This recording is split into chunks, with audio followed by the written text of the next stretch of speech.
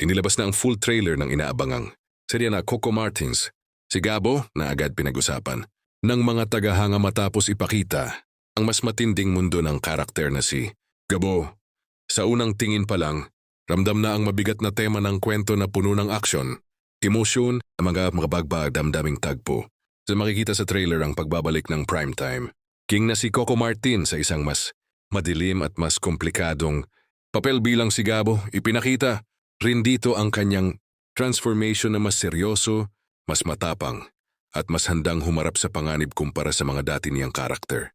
Kasama niya sa serye ang prime actress na si Julia Montes na muling magpapakita ng husay sa drama at aksyon.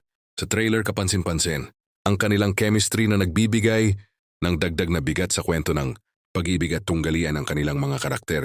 Pinapakita rin sa Sigabo ang mas malawak na mundo ng krimen, kapangyarihan at mga lihim na unti-unting mabubunyag.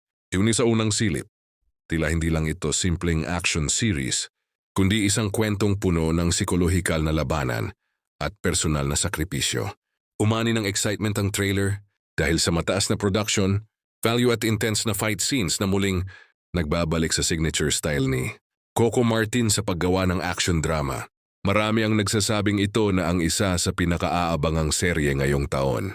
Sa mga yon patuloy ang paghihintay sa pilot episode na airing date ng si Gabo, habang lalo pang lumalakas ang hiyaw ng publiko para sa tambalang Coco Martin at Julia Montes na muling magpapainit sa primetime television.